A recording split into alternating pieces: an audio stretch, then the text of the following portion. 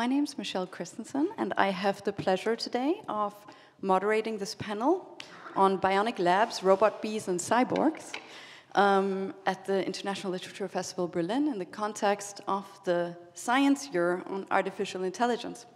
And I have with me here Karen Lord, Mimi Mondal, Tim Landgraf, and Jan Muggenburg to discuss this topic with me.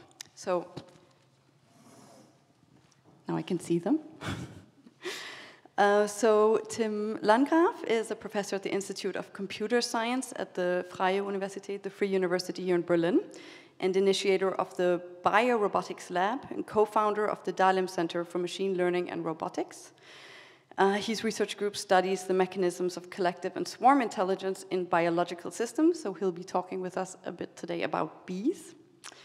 And the interdisciplinary studies help to develop new models and approaches of future implementations in the field of autonomous mobility, artificial networks, and communication systems, for instance.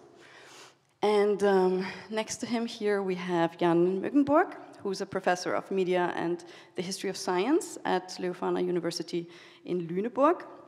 And since 2018, Jan has been leading the German Research Foundation-funded project Assistive Media, which investigates how barriers inherent in human-machine interactions are overcome. And he recently published the book Lebhafte Artefakte, which could translate to lively artifacts in English, portraying the foundational history of cybernetics and the work of Heinz von Förster and his biological computer lab, and how that influenced the field of AI. And next to me here, I have Karen Lord, who's born in Barbados, and has worked at several public service fields in academia, diplomatically, military institutions, very diverse background. And apart from being an author, she's also a research consultant. And her highly imaginative novels combine folkloristic influences with elements of contemporary fantasy while challenging societal power structures. She will also be doing, she did, I think, already a reading, and will be doing another reading on Tuesday of a work that she wrote specifically for the Literature Festival. And at the end there, we have Mimi Mondal, who's born in Calcutta and is a speculative fiction writer and editor. And for her anthologies of letters and essays on the influential science fiction author Octavia Butler, Luminescent Threads, she received a Locus Award. Her stories and articles have appeared in leading genre magazines such as Tor.com and Strange Horizons, as well as platforms like Juggernaut Books. And she writes the column Extraordinary Alien for the Hindustan Times, and she's right now based in New York.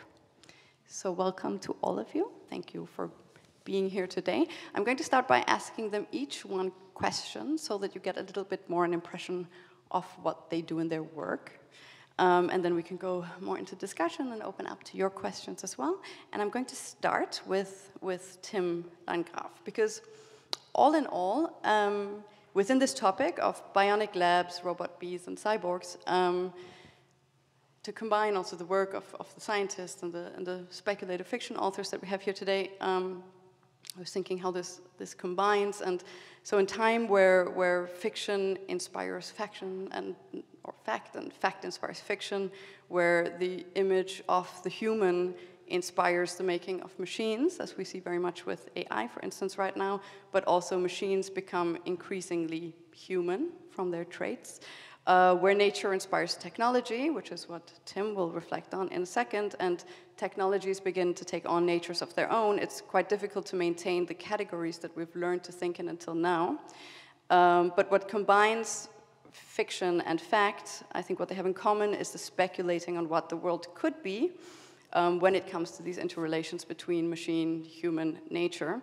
And in terms of Tim's work, I wanted to ask you, what can we learn from honeybees, and what can we translate in your work from their tiny swarm intelligences back into the workings of society? So, well, you know, I'm most interested in understanding how groups and swarms and societies come to, you know, coordinated movements or decisions, right? So how do we ever come to elect Donald Trump or vote for Brexit. So those things interest me, but I can't really approach this in humans because it's way too complex, and the data that we had to have or would have to have. Well, it does exist, but I don't have it. Okay. So what I do is I look at model systems, at honeybees and fish, small guppies, and I do two things. One is I observe them. So in bees, I put small markers on them and I track them throughout their whole lives. So every single bee has a marker, an ID on their back, and then I can track them through life.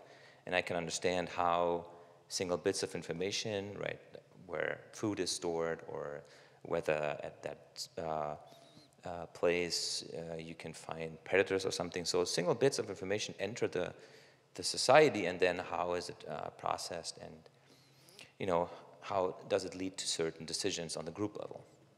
What we also do is introduce animals, artificial animals, like robot animals, into those groups, especially in fish. It's a straightforward approach. It doesn't really work well in bees yet, so the idea here is we come up with hypotheses how the swarm, the group, and we all are kind of interacting with each other, and how those local rules, individual rules, lead to group level decisions, and then we can use those robots to test those hypotheses, implement them in the robot, and then see if it really works or not.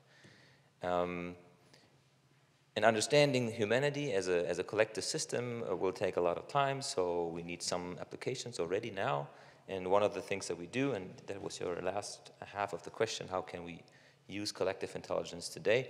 Well, there's one project that we do that is concerned with sharing energy among electric cars. Electric cars have one big, fault, or one big drawback, and it's we have to charge it, and it takes a lot of time, and we don't really want to use that time. So what we can do is use autonomous driving technology to,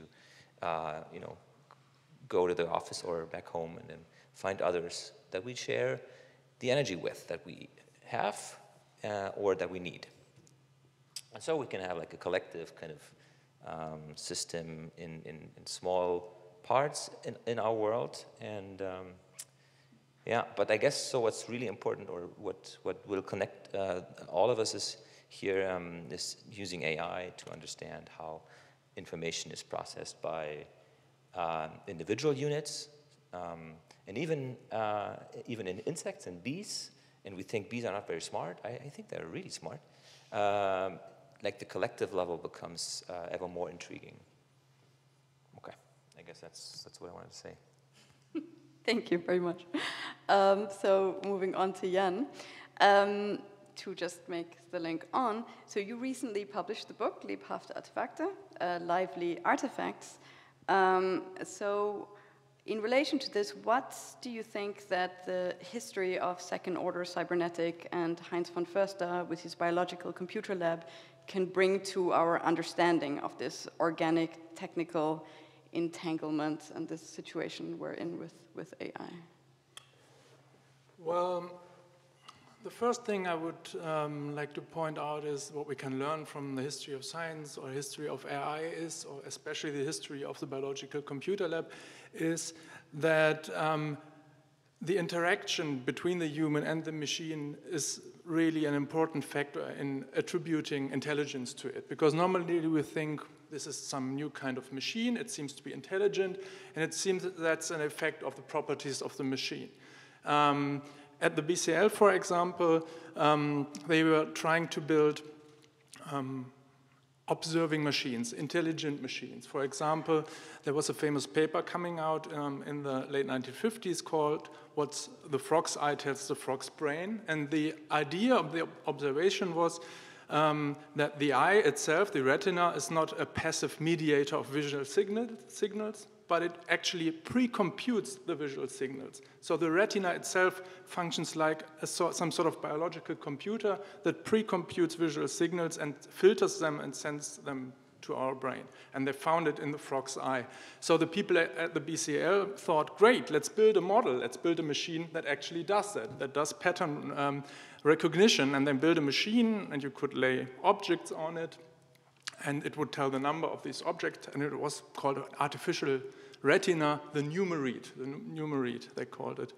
But after a certain time experimenting with this machine, they were, of course, thinking about themselves as experimenters interacting with that machine, observing that machines. They were thinking maybe our eyes also pre-compute the visual information that we get from this machine. So don't we have to include ourselves in the question of what biological computing is? And this is something I always remember when I hear or listen to current debates on artificial intelligence, machine learning, intelligent machines, that in fact, at least in part, it is us who are interacting with these machines who are attributing this property of intelligence to these machines. And it's not only the machine itself. And the second thing I would like to point out is that looking at the history of the BCL, for example, we learn that these models themselves have a history. They were not, neutral tools to transfer information from the natural world into technology, but there were all kinds of material used in them. They were what I call a bricolage kind of machine. People were trying to somehow manage to build a machine that works like the frog retina, but they couldn't, 100% imitate the frog's retina, of course. So they had to improvise. They had to, tinker with it. And when I did my oral history interviews, I talked to the engineer of the Numeread, and he said, well, actually, my machine was rather a Rube Goldberg kind of machine. So it looked like it would, imitate the frog's retina, but in fact, it was doing something completely different inside. But to the observer, it looked like an artificial frog retina. Now, and this might be the third thing I would like to point out is, why build these machines then? And of course, it was not only about the experimenters observing these machines, interacting with them, but they were also built for a purpose, namely to show them to people from Washington, for example, to people from the Office of Scientific Research, from the Air Force, from the US Navy, who were funding these projects. And they wanted to see some proofs of of bionics and of cybernetics. So this engineer, Paul Weston, again, he told me, like, every time we knew that someone from Washington would come to and visit our lab, Heinz von Förster, the director of the lab, was like, oh, we have to put up that circus again, make sure the machines are running, and that sort of stuff. So that would be my third argument, that these models also work as arguments for something, for, convincing people to fund their research projects, for example. Yeah. Thank you. So moving on to Karen and the politics of technology and the power of speculation. You've written a lot about the cyborg, and I was wondering, first of all, maybe where you would caution the scientists at the moment in the AI debate from your quite critical perspectives, and if you think speculative fiction can help us to reconsider the parameters of the cyborg to maybe move it towards something we would rather become than what it's becoming right now? Well, before I answer your question, I want to tie in something that was said right here, which is very important. Scientists already understand the outside influences that shape what is being researched and shape how it's being presented, because you're concerned about who's funding you, you're concerned about making certain connections, almost emotional connections, because we are pattern-making creatures, and we want to always connect threads. So that is both our strength and our downfall, because often we see patterns are not there, or we jump too quickly to conclusions that are not really conclusions are the truth. But we are never perfect observers. We're in the box, we're in the experiment, we're part of the experiment, we influence the experiment. So connecting to that, the same goes for literature. We can't claim to be prophets telling scientists what to do. we're bringing our own biases, we're bringing our own wishes. Anytime you see a story, it is about deconstructing the human condition, even before you start to talk about what kind of machines or technologies or whatever we should expect. What I would say for my own writing, not speaking for anybody else's, is that I do try to break down to first principles what we are as individuals and what we are as collective people. And when it comes to technology, I think that we first look at it as a tool, but then tool is a sort of a way of interacting with your physical environment. And we also look at it as a way to, shall we say, extend our mental abilities, almost like software programming in a sense. And then we like to have an emotional connection. So there's a spectrum of technology and how we interact with it, which can vary from, you speak about a cyborg could be someone who has, say, a bionic arm, or it could be someone who has a chip in their brain, or it could be someone who has an altered consciousness and different way of interacting, and then the emotional component comes in. So you can have stories that are very much about the, a relationship, let's say, between a fully organic person and a fully mechanical person, and what does that look like? And that's a commentary on our emotional needs and connections, which may or may not have anything to do with future technologies, but are very much about how we are presently as human beings. I do like to think that if we do anything for scientists, it's almost more by accident than by intent. Which is to say, there's so many examples of people who have read works when they were younger and were inspired by those works to pursue certain, lines of inquiry when they grow up and when they study things. And when you look back at the thing that inspired them, it may have, very little relevance even. But we don't need much as humans. We just need a spark, and we're going to go and seek our own patterns. And it's in the pattern finding and the pattern making that the magic happens. Yes, so I'm looking forward to people pursuing technologies and pursuing questions which are risk-taking, which are innovative, which say, yes, we have certain patterns, but what if we threw that pattern out and imagined that there was something completely new that we haven't even looked at yet? So instead of trying to model things on our present human consciousness, say, well, what would a completely alien consciousness look like? Or what would it look like if we are trying to find a bridge, if it had some partial human traits, but then some also kind of alien traits? So there's also a way to look at the cyborg as alien, as other consciousness that stretches us, that allows us to break beyond the stereotypes or the restrictions of our present pattern making. And I do think that's a very important thing for both writers and scientists. Thank you.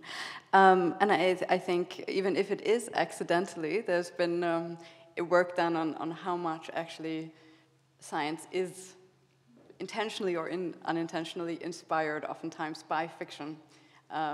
Like Bruce Sterling and Julian Bleecker and different people have written about it, down to the American Army being inspired by, Mission Impossible or Iron Man, because, it just awakes an imagination of what they could imagine they should work on. So I think when there is the space to create alternative visions of consciousness, for instance, it is something that can trickle very much down in the system. So it's very valuable, and that relates to question to Mimi.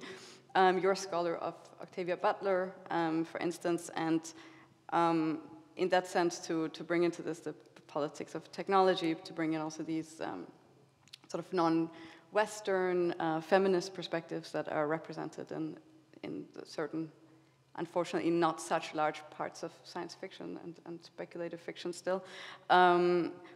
What do we need to add to current paradigms or visions of technology and AI right now to move beyond this white male vision of the human and the machine, which are still very neutralized? Is that maybe a space that you think that fiction writing can open up and help to formulate?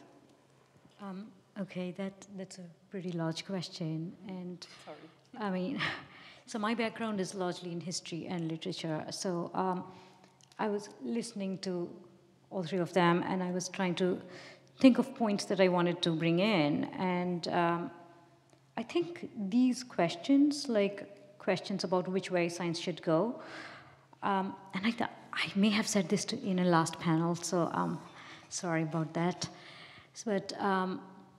These questions in our history, it seems like, and our history as in most of history, so mostly Western history, started coming in around, like, say, the 50s or the 60s, and kind of coincides with the World War. And if you look at the history of science fiction, like, there's the Golden Age, there's the Silver Age, and it's the Silver Age when people really start looking at power structures, taking care, being in control of science. So you're looking at a lot of Silver Age science fiction is about governments controlling technology and surveillance. And Golden Age is a lot more about adventure. A Golden Age is a lot more about what science can do. And then Silver Age is about what are the consequences of people controlling science. And historically, I think like that has a very strong historical parallel with the real world, because, I mean, especially, like, I'm talking in Berlin, we all know about the Nazi history. I mean, until then, there was a huge, like, in science, there was a large perspective of science, like progress. What can be done should be followed no matter what consequence. Like, we should just do this to see if it can be done or what happens if it's done, and then it was done on people, and it was terrible. And from then, I guess, and also with the invention of nuclear weapons, because, like, now we're in a world that we can destroy if we want to.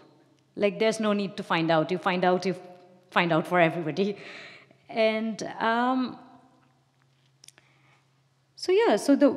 and then with artificial intelligence technology, I mean, a lot of artificial intelligence literature as well as conversation is very ominous. A lot of it is about, like, are we getting replaced? Will these things become our overlords? And I think that is also, like, humans always design things on patterns that we already know. Like when Karen talked about the alien consciousness, the completely alien consciousness, we don't actually have a notion of a completely alien consciousness. And even, like, we actually don't know any aliens. So all the aliens we're creating are still, like, one step other from what we know. Like, even as fiction writers, we think, okay, how do we change, like, say, these 2 or 3 fundamental points from the human and make it, like, represent something else, but something that's, like, completely alien, we can't even conceive it. And that's been the case for a very, very long time. Like, I mean, like, all human technology, all human machinery, I mean, why do cars have faces? I mean, why not any other structure? Why do they have eyes and, like, a mouth? And, I mean, so one of the ways of looking at, I guess, the ways we can, like, change, the alternative ways we can imagine technology has to come from models that we already know, like the models of the bees. And I mean, the hive mind idea has actually been around for a very long time. Like, the hive mind is in science fiction for a very long time. I mean, okay, I'm not from a Christian background, but what's the, like, storm of locusts? I mean, is that not a hive mind? Yeah, I mean, it kind of is. And I'm not saying that this idea is new. Right. But it's been a concept. Oh, yeah, I mean, in science even, bees have been heavily researched for more than 100 years, like, really highly, like, focused and professionally. So the fact that, like, a society has a larger intelligence than the individuals in it, right? Because the values and the histories that come in, and so in many societies which are not Western, those values are different than in Western societies. And one of the things that, I mean, I was thinking about other animals, things like animals like chimpanzees, which are genetically the closest to humans, right?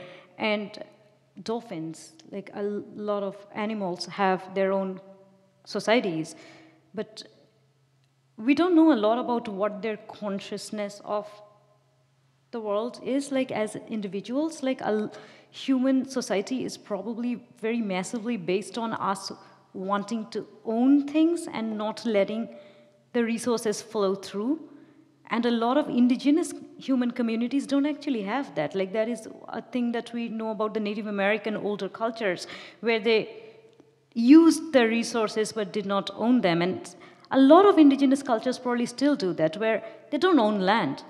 And the idea of land ownership, idea of factory ownership, like, well, most of us studied British history. Eventually, we were post-colonial people. And I mean, even in the UK, that idea was like from the 17th century or something, that all land is owned by somebody. So like, you don't just farm somewhere, you don't just graze your animals somewhere, because you have to own the land or you have to have some right to the land.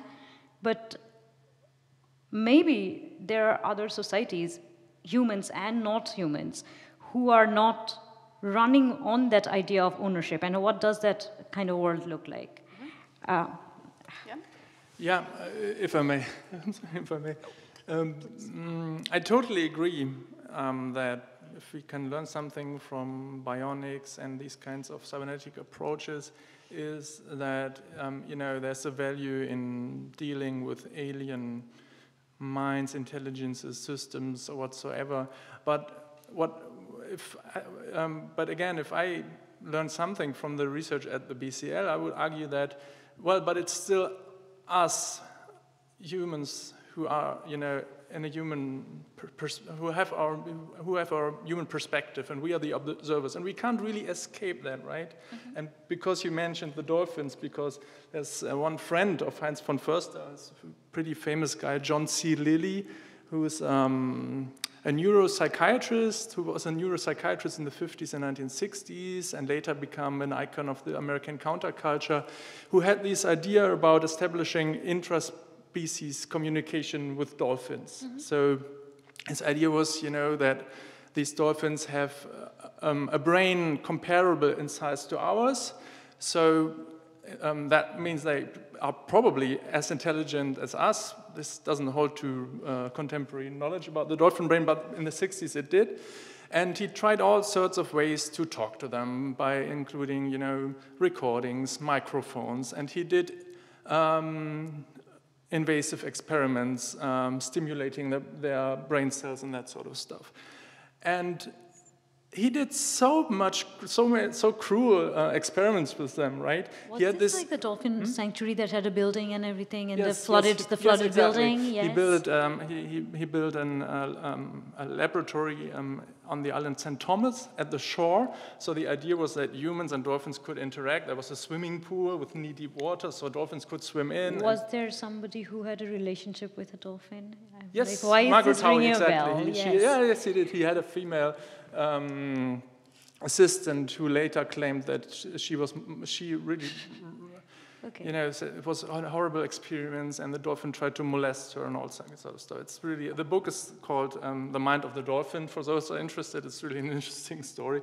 But my point being is, we have to be careful not, to force ourselves out of our human perspective, and by all means try to become something different and access different minds, because it's still us humans. We are humans, and we can't leave our human perspective, and we have the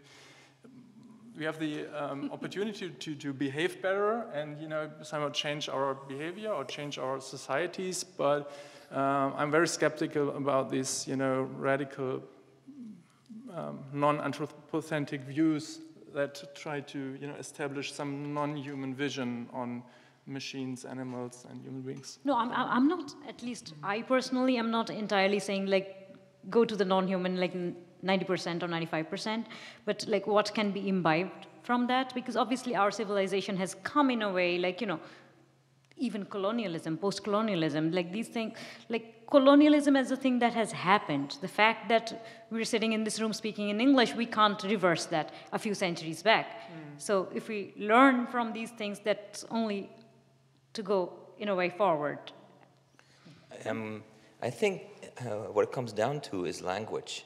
And I'm not saying the way we communicate and the words we say. No, it's like what can our brains, or in what way do our brains represent the world that we are in, right? So you said in science fiction, there's always only a slight deviation from what a human is to represent an alien. Well, I remember this one episode of Star Trek, and they found this brown or blackish liquid, but it still could talk, right? So it could like become like Terminator. It could become human form. So that was pretty far off, but still it could talk. And I mean that was because the authors said there should be some communication between humans and aliens. But I guess what's more important is the way we see and understand our world is limited to our brains, and the way our brains can represent all those things in the world. And we were not optimized in evolution to understand more than just our local environments to survive, all those stressors and predators and all those things. So what we need, and maybe I'm coming back to you, Karen, is a combination of collective intelligence, so us talking on this panel, but also use artificial intelligence to collect more data on how we as a whole work, not just among each other, but also with the environment. How do we affect our world?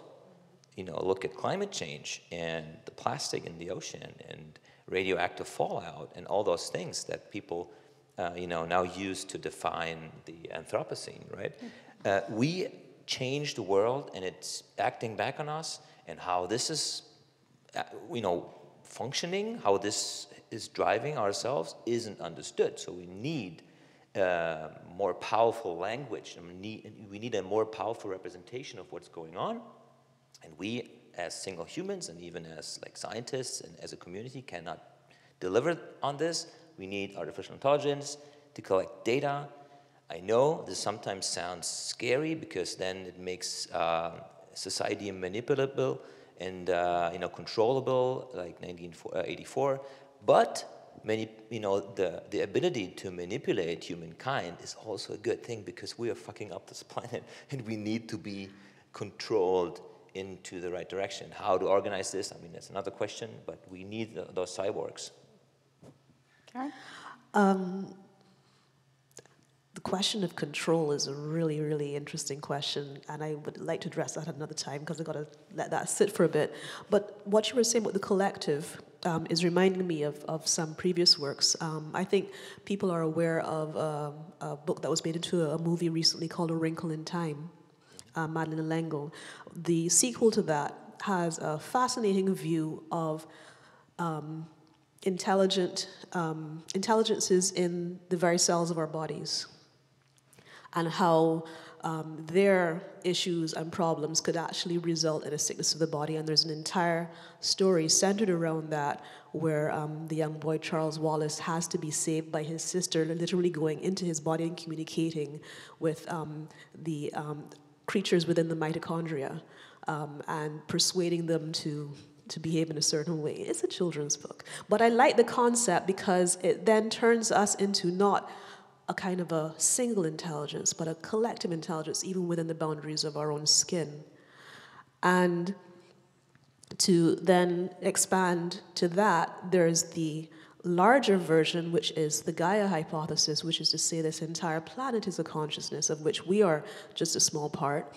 And again, we are contributing to it in some way, but perhaps not, well, definitely not fully aware of the full scope of what that intelligence is and what it is doing and what it is capable of. And perhaps we might never be. So that's why when you say the word control, I'm like, sometimes all we can do is to focus on our part which is what I think you're saying anyway. But then where the sort of horror aspect of the speculative fiction goes is when we go beyond our boundaries and start wanting to control other things that are not us. And unfortunately, the moment you get the tools for one type of control, they're very easily applicable to other kinds of control. So whatever we do, every time we make a tool, it can be for good or bad. And we just have to navigate it as best we can. Mimi, did you have something before too?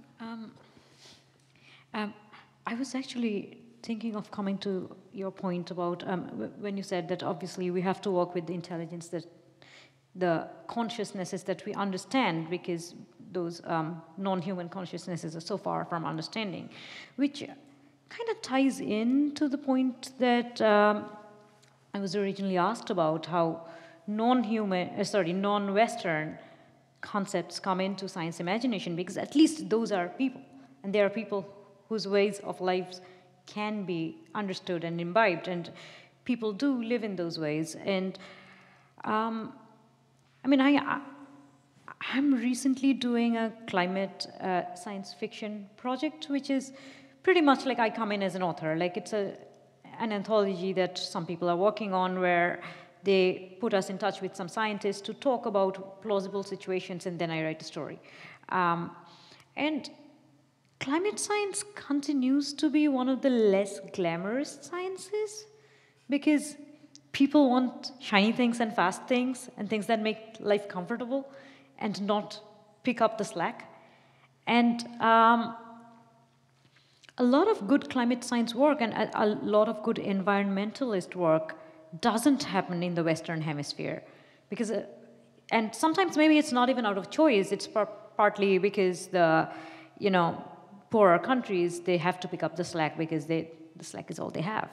But when recently there was like maybe 2 years ago or something, there were 1,000 trees planted in India in one day, and India has one of the biggest pollution situations in the world.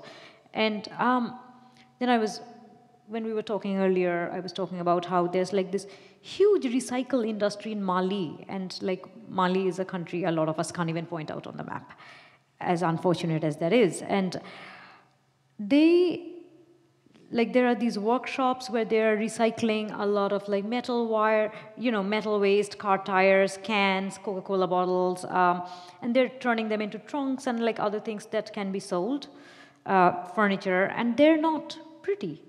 Like this is a village-like workshop, like these people are artisans, it's not beautiful, but it's useful. And from the Western world, we create so much waste. We throw away our technology, we recycle. Well, even if we recycle, that's still adding to more objects in the world. Like I will change this phone as soon as a new model comes out. And these ways of consumption also become our values. And that may be a way of looking at what we are asking our science to do, what sciences are getting funded, and something like that. I very much like that word you use, which is values, because again, what science fiction does a lot of is there are always rules under which artificial intelligence is supposed to operate, 3 laws, laws of robotics, whatever.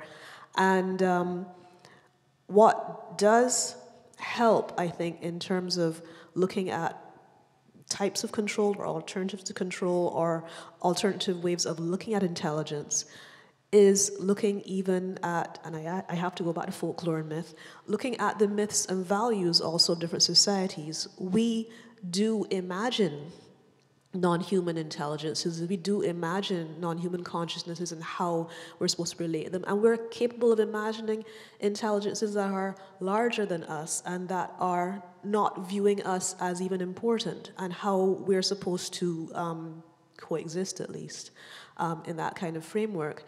And I find that fascinating. I have to admit, sometimes I don't know how that relates right back to actual scientific endeavor, but I think of it as an important mental exercise in the sense of accustoming your brain, your approach to thinking of larger aspects, thinking of larger vistas. And, you know, I did already mention like the Gaia hypothesis and so forth, but, you know, even when you start going into other dimensions, even just starting even to think of ourselves as creatures that are not entirely just in the physical world, there are ways that we can rethink what is intelligence, what is our intelligence, what is artificial intelligence. And it becomes, yes, a reflection of who we are as human, but we're also still completely interrogating what it means to be human.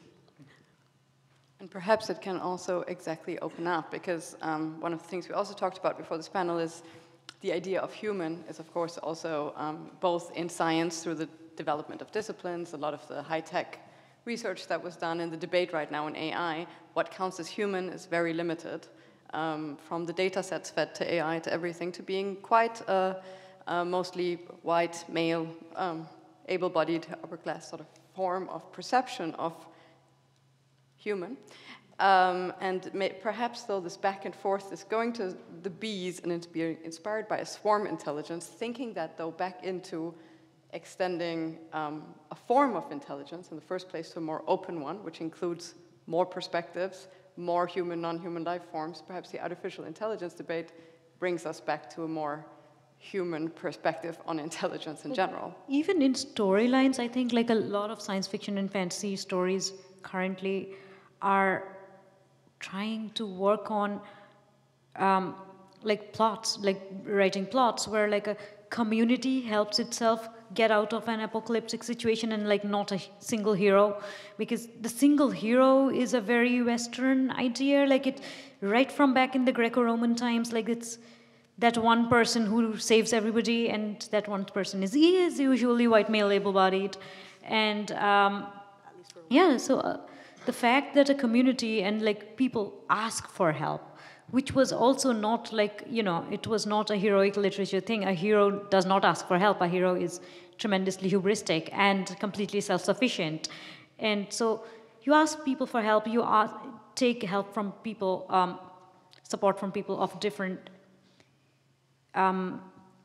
perspectives on life, and also different ways of engaging with life, like disabled people. Like sometimes being disabled gives you a certain different consciousness on life that not even in a philosophical way. Like my mother visited me at one point last year. I suddenly noticed how many subway stations didn't have an elevator.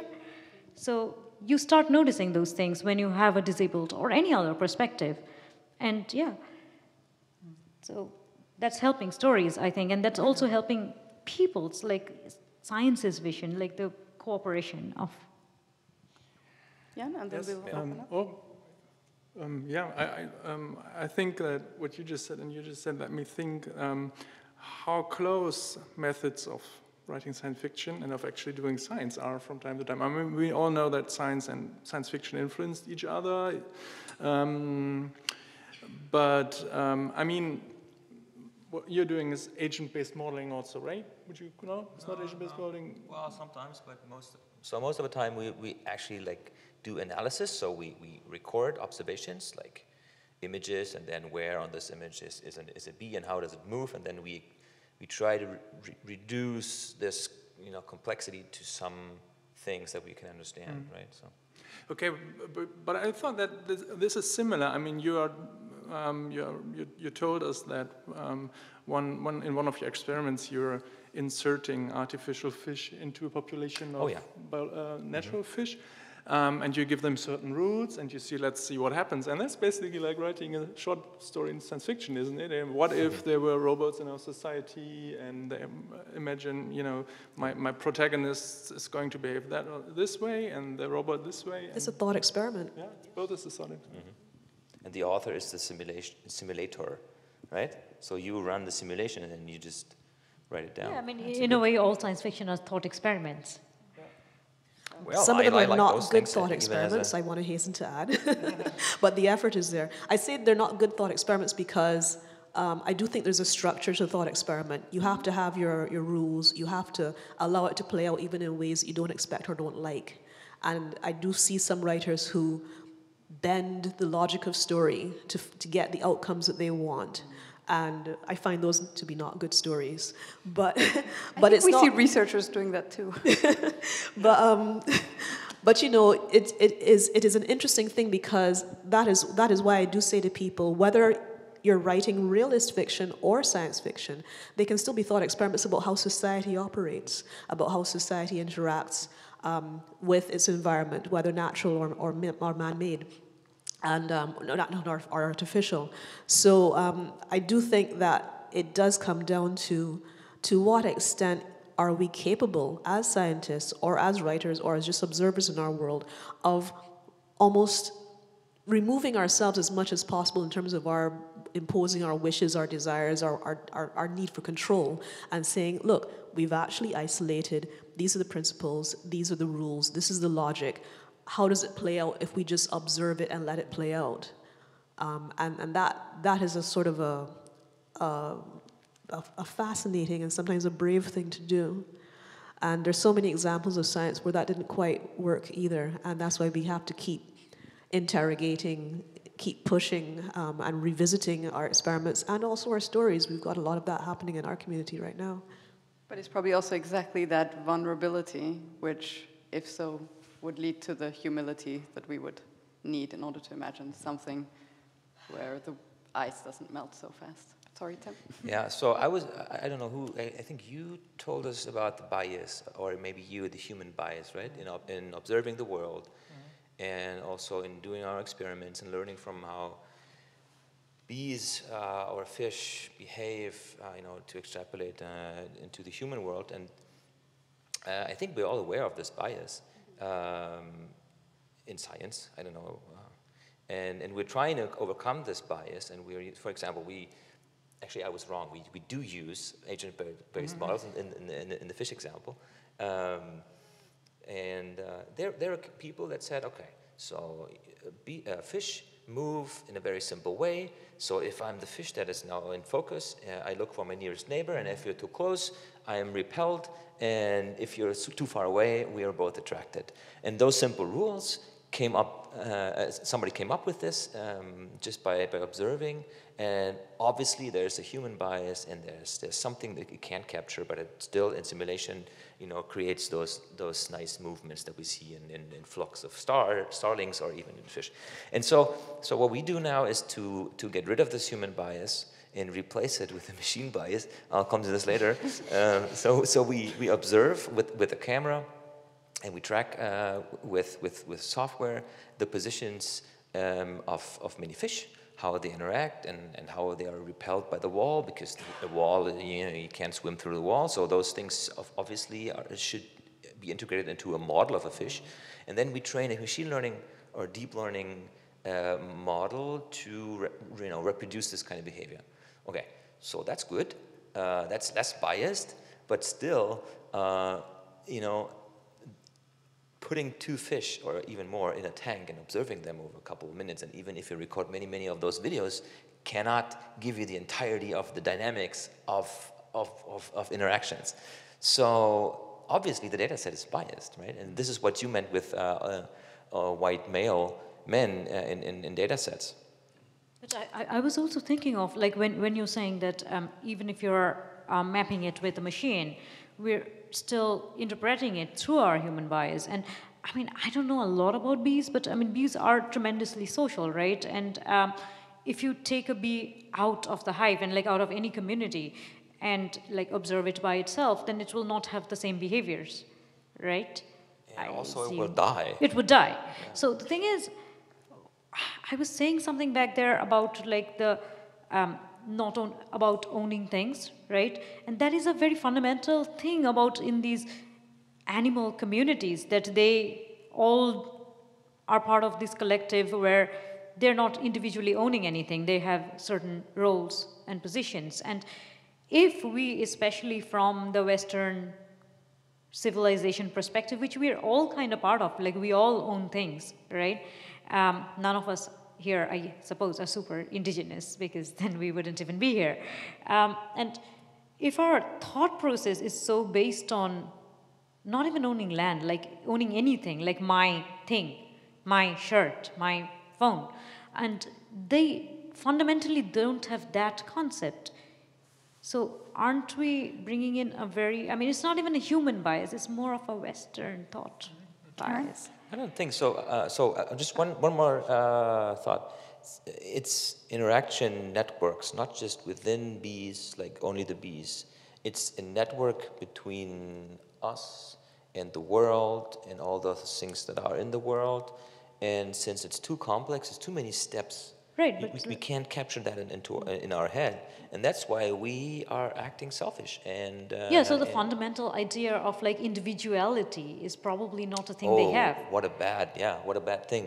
But still, it works, right? So we sell stuff, and the car companies. I was talking about sharing energy. It will probably not happen because they sell cars because they are hoping this individuality concept is an own car for everybody is selling things still. Okay. So but it's still lacking understanding of how everything is connected. I have one serious point and a trivial point which I will beg you to allow me to use at the very end because it's a very trivial point. But the serious point is it does make you wonder to the extent to which humans can be reprogrammed collectively. Mm-hmm. And that does fascinate me because you have, well, let's not call it propaganda, but in a way it's propaganda.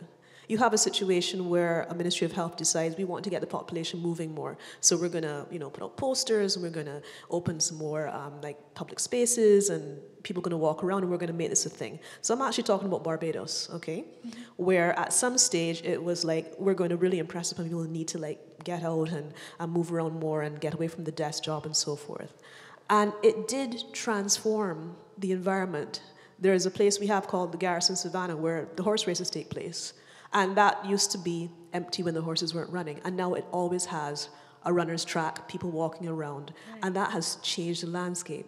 That's one example. Another example was family planning decided that they wanted to encourage men to take more care of their much younger children because there's some men who, if a child was younger than a toddler, they were like, no, that's not me. I can't hold a baby. I can't hold a newborn. So they made, again, some kind of a reprogramming effort to say, no, this is what you do and this is how we'll teach you and so forth. And now you can see men, pushing strollers and holding little tiny babies, and they're comfortable with that. They've been taught how to do it. They've been socialized how to do it. And that fascinates me because it's just that sense of maybe we can become better. Maybe we can reprogram our idea of the values and so forth. And how do you do it, and how do you do it successfully? So I think sometimes that when I look at us as a collective thing, we are almost like an artificial intelligence collectively that we haven't quite figured out how to hack yet, or maybe we're learning to hack it in bad ways, and that's why we've got Brexit. And I very much agree with that. And I mean, while I was talking about individuality, which is a thing very much in the past and that possibly can't be reprogrammed and not desirable either, because in societies that are low individuality, they are usually oppressive, like conservative societies where you are given a role in life and that's what you do, and you're not really allowed to move out. And I mean, that may happen in a beehive either, like a certain bee can't just decide that, I will not do that work, I'll be the queen. Sorry, you can't. But on the other hand, in the society that we do have, I mean, even maybe at the superficial level, like say, the hipster movement, the fact that people are trying to eat healthier in America. I mean, Americans had terrible processed food like a generation ago, right? And even if people are doing it in a very superficial rhetoric where they're eating healthier food, organic food, it is a progress. It's a good thing that's happening. I mean, the fact that people recycle and it's been made cool, that's a progress. So maybe that is one of the ways of progress that make these values, these desirable outcomes look cool to people so that they pick them up. I mean, I'm all for it. How does a movement become a movement? Yeah, I want to see research in that. I want to see how we, I don't want to say become bees, but how we get the swarm mentality and point it in the positive direction. Well, there's one last thing. comment, then we open up for some questions. Yeah. So first of all, there is research into how we can change the collective behavior. Of course, most of the time in animal models, and I forgot the second thing. But so it's already happening. There are different factions of, that push information into the network and, try to manipulate us. Of course, it's for those, highly important things like elections and stuff. But it would work for any other thing, right? And so right now, the actions that are employed in order to steer the collective are thought up by humans because they have a model, as we all are, of how things are connected and how things will work if you do that.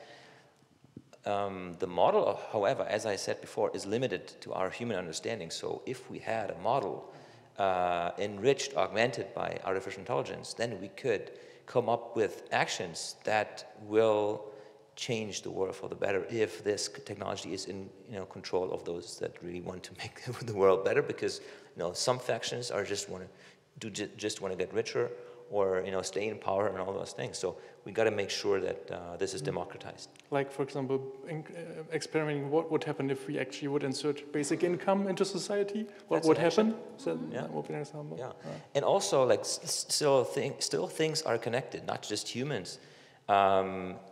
A very important part of us becoming better is the information flow from the environment into our understanding of how the world works. So if we have burning Amazon forests and big chunks of plastic, continents in the Pacific, then this will communicate something to us, right? So this also will help us understand. Okay, I'm going to open up for some audience questions, if there are any, before the time runs out. Do we have any questions? Yes. About alien and AI intelligence and senses. So that's jumping back 15 minutes maybe in the discussion, sorry. So if we say we look at bees or study them with cameras or fish, there is a bias in one of the first words. We look at, we have other senses. We can hear, we can smell. Other animals even have further senses, like they can sense magnetic, electric fields. Machines, robots could be imagined to have a variety of sensors, radioactivity, whatever, that could give rise, when combined with an artificial intelligence, to some completely new sense that is very alien to us. And how do we describe that? Can that give good fiction? Yeah, can that be interesting? How do we think about that? So one of the things about fiction, and I'm probably also speaking as an editor, if you have an identity, an alien that's supremely different from humanity in a story. I mean, first barrier, of course, that the author can't imagine it because we are limited in our human imagination. But even if you did, like if you made a completely random alien from your imagination, what becomes hard is to place a story in that, because people kind of read a story for human experiences. If you're alien, if you wrote an alien which cannot even communicate with humans, then where's your story, right? So for fiction writers, we have to eventually limit ourselves to something that we have to show some communication with, and that's our limitation, which is not always a scientist's limitation. I have maybe something to add. So again, it's about translating between the world, aliens perceive within their brains, given they have something like that, or bees or fish, right? So they all have their Umwelt. So all those sensory modalities that they are able to perceive contribute to their understanding and their model of the world. And in order to understand the way they work, be it an alien or a bee, or even indigenous people in Australia or whatever, we have to see the world through their eyes and all those other sensors. And if there's sensors that we cannot understand, then we need some translation. And that is what machines are also made for. I can now introduce my trivial point. So, connecting to what you said, I was very excited to hear I was going to be on a panel with Tim and about the bee research that he does, because I immediately thought of Terry Pratchett's Discworld and the character Granny Weatherwax, who is a witch who borrows the minds of animals and to be able to go and spy on various things. But for quite a long time in the series, she's never able to do bees, because bees are collective intelligence, and they are really hard to do. Of course, there does come a book where she is able to do it, and it's very pivotal and so forth. But to me, it was fascinating that there was this whole conversation about the different intelligence of bees and how it was like a step above for her to be able to manage that, how it was such a challenge, and what she had to do to meet that challenge. Of course, the filter through which we saw that entire struggle was still a human filter, but there was enough of it for us to be able to engage with the concept of what does it mean to be part of the bee collective. And sometimes that's all we need. We need like a little bridge, somebody who's trying to become the other, shall we say, or engage with the intelligence of the other, and that is how we're able to see beyond ourselves. One of the mind-boggling question.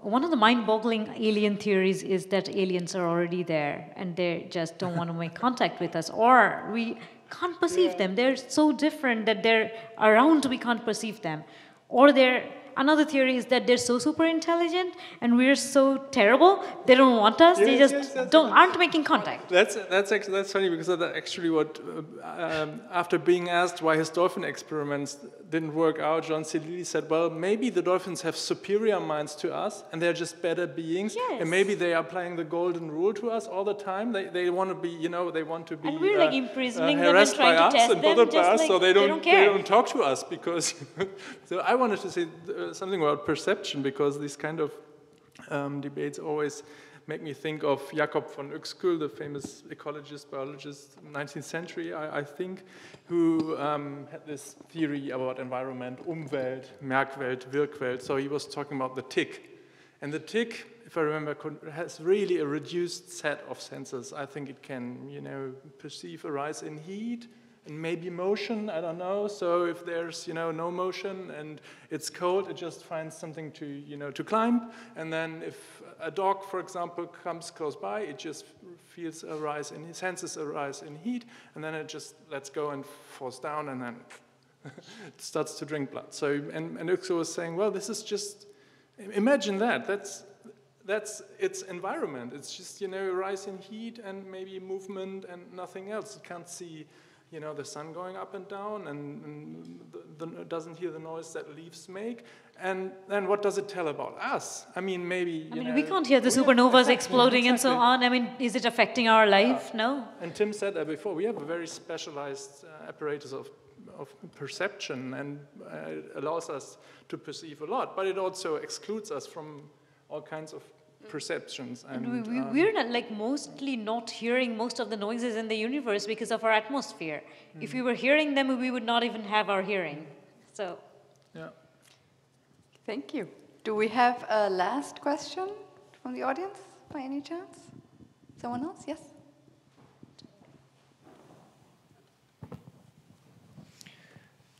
This is a very interesting discussion, because you discuss it from different perspective, from the author perspective as well as from scientific perspective. And somebody mentioned that human beings make prediction based on their experience, and this is normally doing on a linear way, because they have to predict something they only know. But considering the past, the technology development, for example, was mostly exponential, not linear.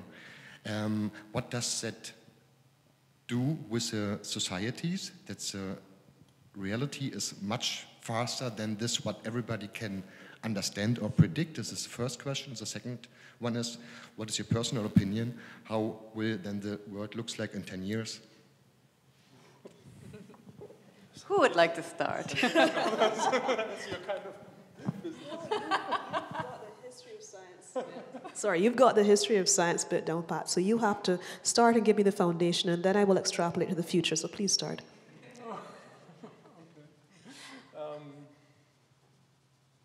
Tell them about paradigm shift. Well, yeah, of course. I mean, you're right. In the history of cybernetics, people were dealing a lot with prediction, and there's this famous machine built by Norbert Wiener who tried to build a gun, actually an anti-aircraft gun, that was a solution to the problem that if you shoot at an airplane, the projectile will be there when the plane is already left, right? So you need a machine that predicts where the airplane is going to be, so that the projectile hits it, and the bullet hits it, so to say. So this is a linear kind of prediction. But there were others in cybernetics thinking about self-organization, and they had more ideas about non-linear ways of behavior, so to say. So yeah, but even they, I think, when looking back at the 1960s, they were, it's interesting, they were thinking about making lively machines, making machines that can perceive and making them intelligent. That's something that we discuss about. But no one foresaw the success story of the personal computer, of digital technologies, for example, right? No one thought about, well, that's not true, but only few people thought about, computers being personal devices, and it was really, or the smartphone, for example. So something was not predictable for them. So do you have a, yeah, please. Sorry. No, so I was saying, so it just goes to show that even the things we're doing now, we have no idea really what's going to happen with them in the future. The visions of the future in the 50s do not resemble what we have right now. In a way, the model keeps changing, we keep changing. What I would say is that I don't feel that we have to be able to hold in our heads what the world looks like, because we've already become very good at specializing in our niches. We are, to some certain extent, bees, where it's like, if I am a very good carpenter and I know wood, that's my specialty and I'm comfortable with that and I don't need to know what's happening with the stars. What tends to be more important for people sometimes is more values, rules about how to live, how to function in society, not necessarily the details of how your TV works or what's happening with things that are beyond your senses. So I wanted to speak to both your points and the question. So I mean, in earlier science fiction, and this is the thing I was saying about Golden Age science fiction being mostly about progress and speculation and not so much about society. So like you see older science fiction works or even simplified science fiction works like the Jetsons cartoon or something. Like you see everybody having a personal air vehicle, like a car, which goes by air, right? And that has not happened. A lot of that older science fiction predicted that would be here by 2020, 2019, has not happened. And when we ask why that has not happened, because, I mean, helicopters are there, and it becomes a question of economy. Like, do we actually have air control like that? Is it possible, like, is it plausible to have personalized air vehicles, right? And the fact that you said that, nobody saw the internet culture coming up, because the thing that happened, the smartphones, the computers, the internet, was more of a cultural change than shiny technology. It's just people sitting in front of a computer, people staring at their phone. It looks very boring. It doesn't look like adventure, but it was a huge, huge cultural change. And the fact that these older scientific visions they don't have a culture along with them. Like when you see these cars flying in the sky, you don't see different traffic signals. You don't see how rich and poor people have different kinds of cars. You don't see people showing off their car like they socially do. Like if you have a cool car, you show it off, right? You don't see parking lots. You don't see accidents. Like there's no culture around that technology that really grounds it in society. And those things have not come to be. So if we think about what will happen 10 years from now, actually we in this room will still be there. We'll be older, but we'll still be those people.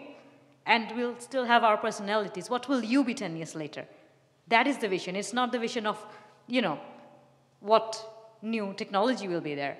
How will I be another 10 years later? And it is a very social vision. I have something to add, maybe a little thing.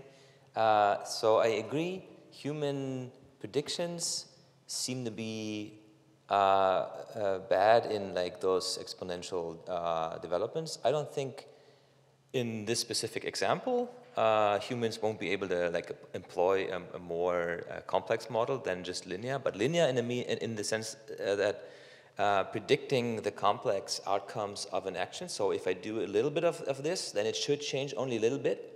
This kind of linear thing, right? Or if I do a lot of things, then it should result in a huge effect, right? So in this kind of linearity, yes, we are kind of caught in there. The world isn't like that, right? So you know this this saying, if the sack of rice falls down, or in China, or whatever effect it might have. The butterfly effect? Yeah, the butterfly effect, Yes. sorry. Yeah.